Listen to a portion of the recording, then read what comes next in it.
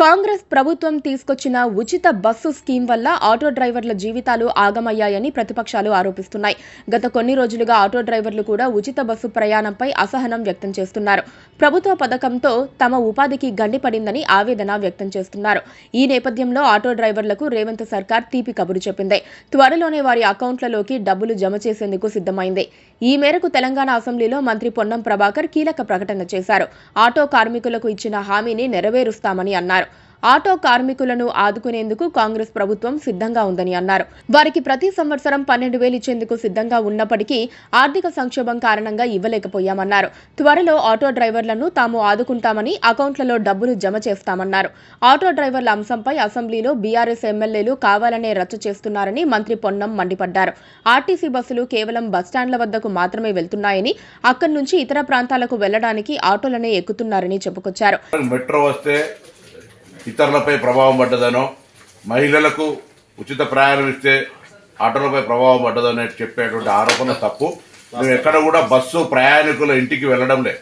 Bus గతంలాగానే bus stand నుంచే పోతా ఉంది. ప్రజలు ఇంటి దగ్గర నుంచి బస్టాండ్కి రావడానికి ఆటోలు వాడుకుంటా ఉన్నారు. అవును, ఎన్నికల హామీ మేము 12,000 రూపాయలు సంవత్సరానికి ఇస్తామని చెప్పినాం. మీ నిర్వాహకం వల్ల, ఆర్థిక సంక్షోభం వల్ల ఈ సంవత్సరం ఇవ్వలేకపోయినాం. భవిష్యత్తులో తప్పకుండా ఆటో కార్మికులను ఆదుకునే బాధ్యత మా ప్రభుత్వానికి ఉన్నది. ఇక అసెంబ్లీ ప్రారంభానికి ముందు బీఆర్ఎస్ ఎమ్మెల్యేలు ఆటో డ్రైవర్లకు సంఘీభావం తెలిపారు. ఆటో డ్రైవర్ల సమస్యల పరిష్కారం కోరుతూ కాకి చొక్కాలు ధరించి తెలంగాణ అసెంబ్లీకి వచ్చారు. ఆటో కార్మికులను ఆదుకోవాలంటూ గులాబీ పార్టీ ఎమ్మెల్యేలు పెద్ద ఎత్తున నినాదాలు చేశారు. ఆటో డ్రైవర్లను ఆదుకోవడంలో ప్రభుత్వం ఎలాంటి చర్యలు తీసుకోవటం లేదని ఆగ్రహం వ్యక్తం చేశారు. ఆటో డ్రైవర్లకు ఇచ్చిన హామీలను వెంటనే అమలు చేయాలని ఎమ్మెల్యేలు డిమాండ్ చేశారు. ప్రభుత్వ చర్యల కారణంగా రాష్ట్రంలో ఇప్పటి వరకు 93 మంది ఆటో డ్రైవర్లు ఆత్మహత్యలకు పాల్పడ్డారన్నారు. ఆటో డ్రైవర్లకు సంవత్సరానికి ఇస్తామన్న 12,000 రూపాయలు వెంటనే ఇవ్వాలని డిమాండ్ చేశారు. ఇదే విషయంపై అసెంబ్లీలో వాయిదా తీర్మానం ఇవ్వగా ఈ మేరకు మంత్రి పొన్నం ప్రభాకర్ కీలక ప్రకటన చేశారు. వారిని ఆదుకుంటామని హామీ ఇచ్చారు.